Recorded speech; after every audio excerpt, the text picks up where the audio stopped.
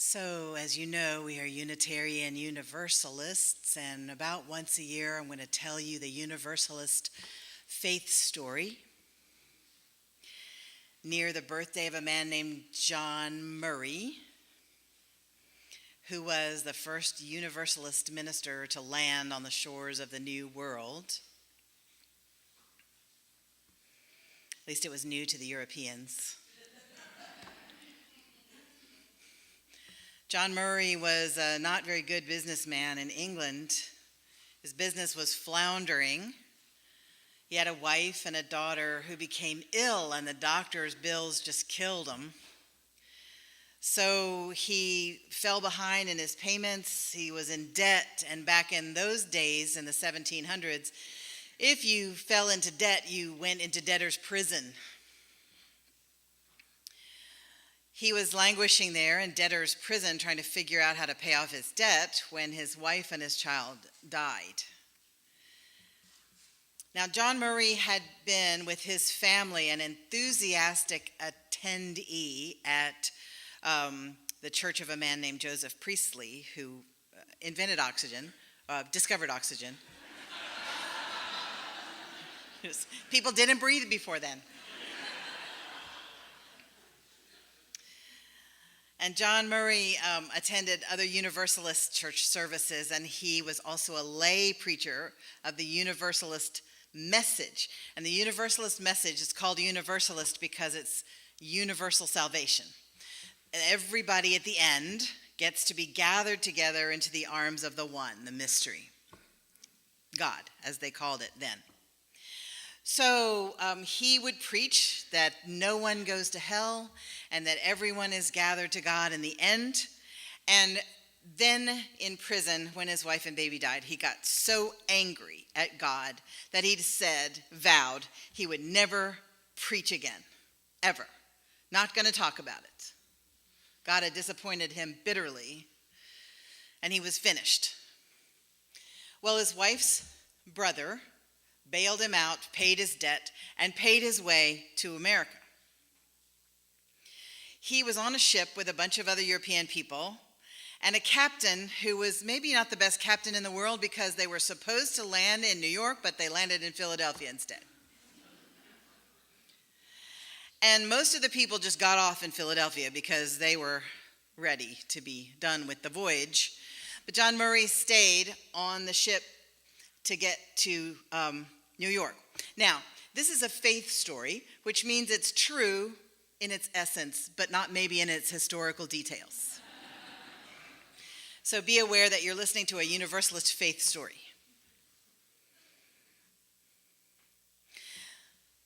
The captain and the ship, skeleton crew, one or two passengers, ran aground on a sandbar off Cape Good Luck, New Jersey. For those of you who know New Jersey, it's around where Tom's River is now. So they were stuck on the sand dune, on the sandbar, without much food. John Murray volunteered to row ashore to find some food for the crew. So he rowed ashore, tramped through the woods, came to a clearing where there was a farmhouse with a building behind it. And on the porch was a farmer cleaning fish. John Murray is said to have said to the farmer, "I'm John Murray." The farmer said, "I'm Thomas Potter." John Murray said, "I'd like to buy those fish. We've run aground." Thomas Potter said, "Yeah, I know, I saw y'all." Or I saw you guys, since it was New Jersey. And he said, "My wife and I don't get much company, and so if you would come to dinner and converse with us, we would be pleased to just give you these fish." So John Murray took the fish back to the ship, came back over, stayed for dinner, and conversed with Potter and his wife. And he said, "What is that building behind your farmhouse?" And Potter said, "Well, it is a chapel that I built because I've been to a lot of church in my time. And I've never heard a preacher that made much sense. And God told me if I built this chapel, there would come a preacher who would make sense to me."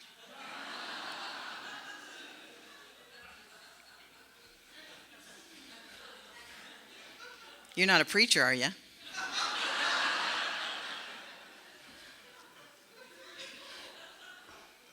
No, I am not, said John Murray. Well, as he had dinner with them in subsequent evenings, it did come out that he had been a lay preacher of the Universalist persuasion. And Potter said, "Would you please preach in my chapel for my friends? I will invite everybody I know." And Murray said, "No, I will not. I vowed never to preach again." Potter said, "I'll tell you what, if you're still stuck on the sand dune by Sunday, come preach." And Murray thought, surely to God we'll not still be stuck here Sunday. So he said, okay. Sure enough, Sunday came and they were still stuck. Murray preached his Universalist message. Thomas Potter said, "Thank you, baby Jesus. I have finally heard something that makes sense to me," the Universalist message. And all his friends rejoiced. And John Murray began preaching in the New World, new to Europeans, in the New World, and became a chaplain in one of George Washington's Revolutionary Army regiments. After that, he got a church in Gloucester, Massachusetts, married into Massachusetts society, and Universalism was off to a good start. It mostly spread across the U.S. Over the years in blue-collar communities, people who worked with their hands, people who were tired of hearing that that they were too dumb to understand God's ways. Now, here's what most people hear or heard back then, and in some places now. I heard on the radio this songwriter from Lubbock, Texas. I've told you this before, I'm sure you remember. And he said, "We learned two things as children in Lubbock. God loves you, and he'll send you straight to hell.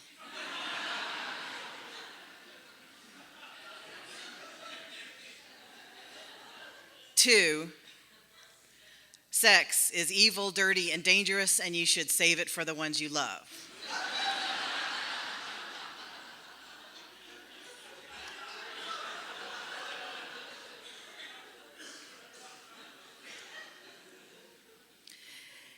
The Universalists loved the message that God was too good to send anybody to hell. This was also a message, coincidentally, shared by the Unitarians. They were not merged until 1961.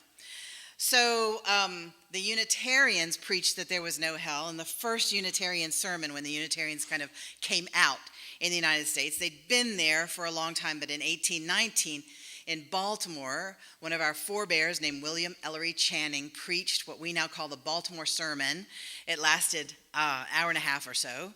And in it, he said, amongst many other things, he said, "Who among you would burn one of your children for making a mistake?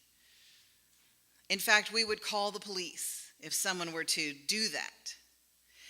Why would we imagine that we are better parents than God? Would God burn his children for making a mistake? No. If God is a loving parent, surely he would not do something that is against even our laws in this time." So he made sense.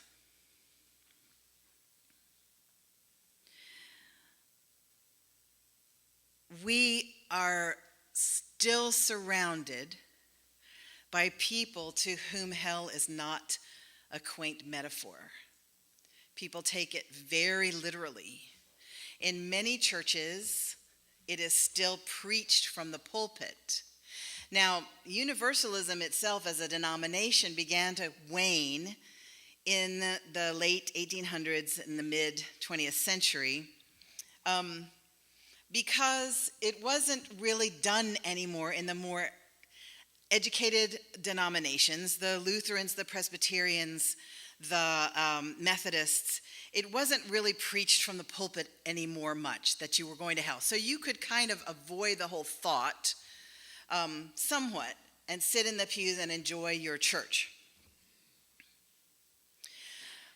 But you could not, and I was 15 years a Presbyterian minister, you still could not really stand in the pulpit in a Presbyterian church and say, there is no hell. People would become very concerned because many people feel that the undergirding of a belief in hell of your life, that is what keeps you in line. And if you didn't believe in hell, where would you be? So my wife and I love to go to the movies, and we went to see a movie called The Drop the other night. It's a Dennis Lehane story. He's a wonderful writer. And one of the central characters, I'm not going to spoil anything for you, but he's done something terrible, and he feels that he's going to go to hell. He's a young Catholic young man, and he just feels that it's inevitable he's going to be in hell. So he doesn't take communion. He's done something terrible, unforgivable. And there are so many people like that who harbor a secret dread that they're hell-bound. And that secret dread of hell makes so many people do so many destructive things. Some people just destroy themselves because they feel like they're broken and unredeemable. Some people hurt their children because they are told by their preachers that the children's souls are in their hands, and that if your child is not saved, it's your fault. And so, my friends, in Texas, as in many other places in the country, in fact, every place that's the Bible Belt, which is every place in our country except, maybe LA, San Francisco, Madison, Ann Arbor, New York, Philadelphia, D.C., Miami. Every other place is the Bible Belt. It's not really a belt. It's more like a rodeo buckle.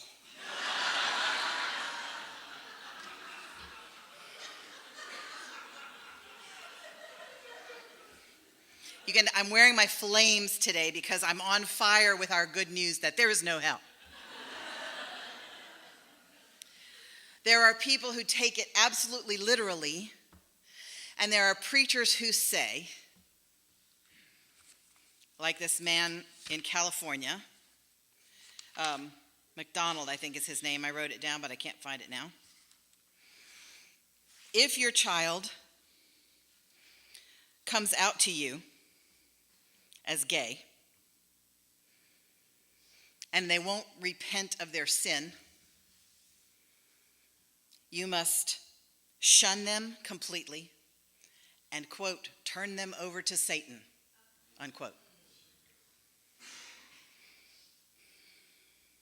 Many of the youth that are homeless in our country are homeless because they are lesbian, gay, bisexual, or transgender.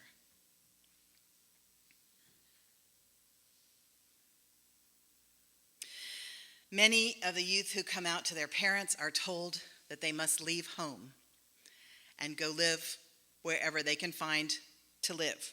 This opens them up to sexual exploitation, to further abuse, to further bullying, to despair.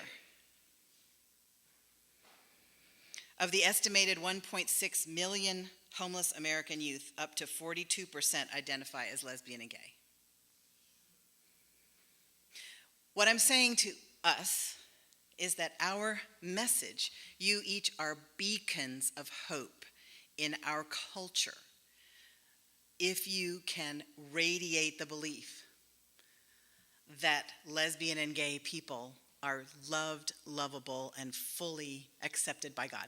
I got an email this week from someone named Will. I don't know where he lives. He said, I found your name on the website and I wanted to write to you because I'm feeling so alone. I am 25 years old and I have moved out of my house with my parents. I'm not married and I don't have children. I hope you know where I'm going with this. He couldn't even say it out loud.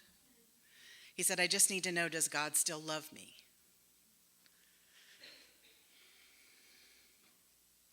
This is crucial, my people. This is a life and death issue. LGBT youth are 4 times more likely to attempt suicide. than straight youth are. And I just heard at the end of the second service from one of our members who's done suicide prevention training with her folks. She said in the interviews, LGBT youth are far more likely to say they wish their suicide attempt had not failed. Most people say, I'm glad it didn't fail. I'm glad it failed, but not the LGBT youth. Even questioning youth, even youth who don't identify as gay, they're just questioning. Maybe I am, maybe I'm not, I don't know, I have feelings. Questioning youth are 3 times more likely to attempt suicide than straight youth.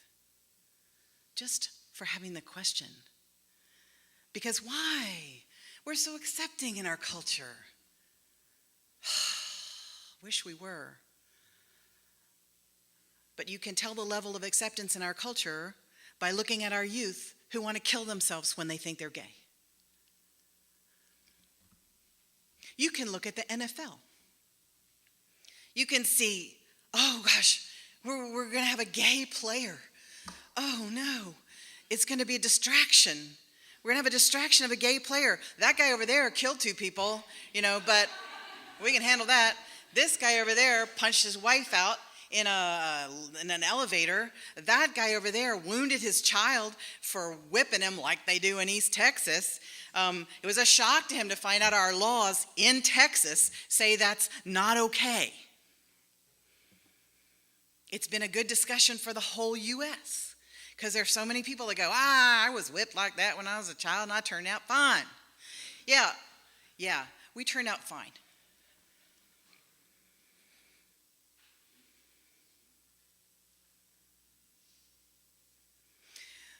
So they go crazy when there's a gay player.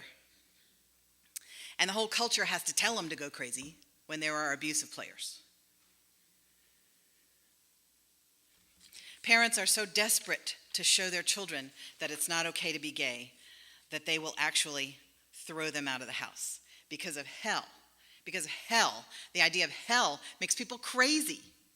It makes people shun their family members. It makes little kids tell other little kids they're going to hell. And it makes them tell them their parents are going to hell. One of my favorite moments in South Carolina was when one of my sons went with his friend to youth group. And the youth group leader, I was kind of a well-known out lesbian person and Unitarian. Hard to tell which was worse. Probably the Unitarian. In the South, everybody's okay with somebody being a little funny, but not with not believing Jesus is your Lord and Savior. So the youth group leader says to my son, it does not give me any pleasure to say this to you. And this is in front of the group. Your mother's going to hell. Fortunately, my son was Unitarian. So he was kind of like, thank you for sharing.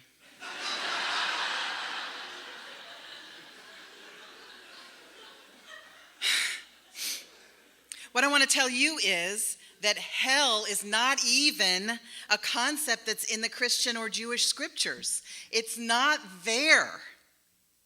Here's what you need to know. In the Jewish scriptures, the place where people go when they're dead is called Sheol. Sheol is a Hebrew word meaning the place people go when they're dead. And it is... You sit there and you watch your descendants and their descendants have their lives, and you're kind of peaceful and it's timeless. And so if you don't have descendants, you might be bored, but if you have descendants, you're good. Then came the Roman Empire, very influenced by Greek thought, and the afterlife for the Greeks, and therefore the Romans, was this place called Hades, where it was like Sheol, only there was a river. And on the one side were the good people, and on the other side were the bad people. These were the folks who believed in Zeus and Hera and those guys. They believed good people over here, bad people over there. Otherwise, it's pretty similar. There's a river going through it. And this is the situation. This is the Roman Empire idea of the afterlife that Rabbi Jesus was referencing when he told his parable about trickle-down economics. You know the one? There's a rich guy and there's a poor man at the gate. And the rich guy comes out and gives them a hunk of bread every now and then because the rich guy's feeling good, so he helps the poor person and the poor person's out there with the dogs waiting for the crumbs. And then they both die and go down to Hades. Tartarus is one of the words for it. Tartarus is the word that they translate hell in the New Testament. They being the translators who have such a life and death grip on our thought about the afterlife. The translators, not even the people who wrote it. People who wrote it wrote Tartarus. Translators wrote hell. Okay, so Tartarus is this place. Then the rich man says to the poor man who's over with the good people, the rich man's over with the bad people, please, I'm so thirsty, just give me a drop of water to quench my thirst. And the poor guy is like, and all the other good people are like, you had your chance. And I'm paraphrasing quite a bit.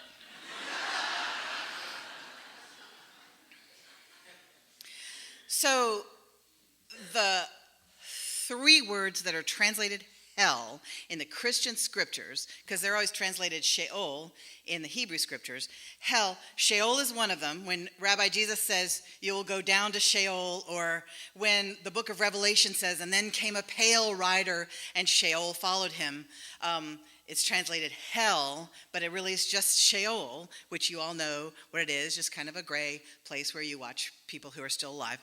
And, or Tartarus, translated hell, which was just the Greeks' idea of a place where people are dead and there's a river running through them. You can talk to each other. Then Gehenna is translated hell. And Gehenna is the word most often used in the Christian scriptures that's translated hell. What's Gehenna? It's the trash heap that's on the outside of the walls of the city of Jerusalem. It's the name of a place, Gehenna.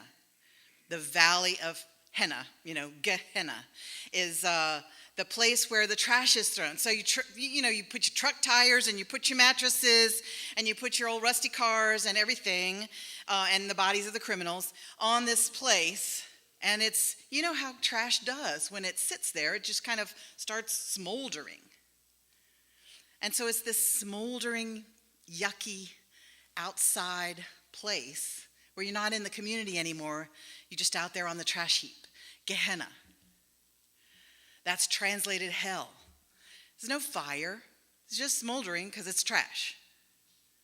Know what I'm saying? It's not a great place to go, don't get me wrong. You don't want to be thrown there as a criminal. But it's a way of speaking. You're going to be thrown outside the community with the trash if you do such and such and such and such. Is what they say Rabbi Jesus said. Of course, you always have to say, did Jesus say this? No. This is what they say Jesus said. And then you have the translations of what they say Jesus said. So we don't ever know, and we certainly don't have enough of a leg to stand on that we can jump up and down on somebody's head with it, that you can throw a kid out of the house with it. See what I'm saying? That you can shun your relatives and say, well, y'all are going to hell. My sister-in-law came to visit one time long ago when I was married to her brother, and we were having a Presbyterian Christmas Eve service. And they stayed home because they don't worship with unbelievers who are going to hell. So some of those people who are hell-believing people, they don't even believe that other people who believe the same thing as they do are going to heaven. That even people who go to a church with a different name or slightly different beliefs, that they're going to hell. It's crazy. And it's nowhere in the Bible. Where do we get the tormenting demons and where do we get the flames? I'll tell you where. Dante and Milton, not the Bible. Dante's Inferno, you have these levels of hell, and they're for people who have all the different kinds of sins. Like the lustful people are all swirling in a storm constantly, forever. But I don't know anybody who just has lust.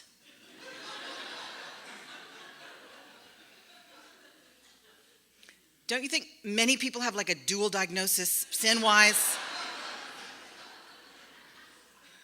We're multi-sinuous. So it seems to me that you'd have to be like traveling through the layers and back again over and over if there were layers of hell for different sins. But come on, I mean, Dante was writing a book. He was expressing himself. He was trying to make money. But at the bottom of hell, in Dante's Inferno, is Satan. Is he in fire? No. He's sunk to his waist, stuck in ice. That's Dante. So from Dante, the less well-educated preachers have taken the demons that poke you and torment you, but they didn't go with the ice. Where'd they get the lake of fire? Where are they always talking about, you'll be thrown into the lake of fire? That's from Milton. Paradise Lost opens with Satan and his rebel angels. That would make a great band name, by the way, the Rebel Angels. Might be taken already. But Satan and his rebel angels are chained in a lake of fire. That's where that comes from, not the Christian scriptures or the Hebrew scriptures, okay? So none of this is in the very scriptures that the hell-believing people feel are so important. None of it. And you can tell them. But I'm telling you, if you do, you'll get resistance because they want to believe in it for some reason. It would make me crazy with worry and sorrow. But some people seem to feel that it makes them in a better position on earth. They know they're going to be okay and everybody else is lost. So what does universalism mean for us other than that everyone is saved at the end and goes to be with God? Some people don't even believe in God here or the afterlife or anything. So what would universalism mean there? Well, I think Theodore Parker has a good idea of it. And what he says is this, often quoted by Dr. Martin Luther King Jr. He says, I do not pretend to understand the moral universe. The arc is a long one. My eye reaches but a little ways. I cannot calculate the curve and complete the figure by the experience of sight. I can divine it by conscience. And from what I see, I am sure it bends toward justice. Dame Julian of Norwich would say, all will be well, and all will be well, and all manner of things will be well. This is a universalist statement. Everything in the end is going to be okay. And as the boy in the Marigold Hotel says, and if it's not okay, it's not the end. That's not to say that there's no suffering. There's terrible suffering in this life. But the arc bends toward justice. Our journey bends toward wholeness. Our end, whatever it may be, is going to be okay. We don't have to be afraid. You know, people study religion in order to deal with death. And some of us are more hard up against it than others. It's a very interesting proposition that gets even more interesting the closer you are to it. What happens? What's going to happen?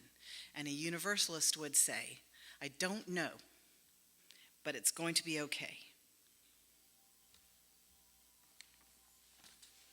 Thank you for that lovely musical ending to this sermon.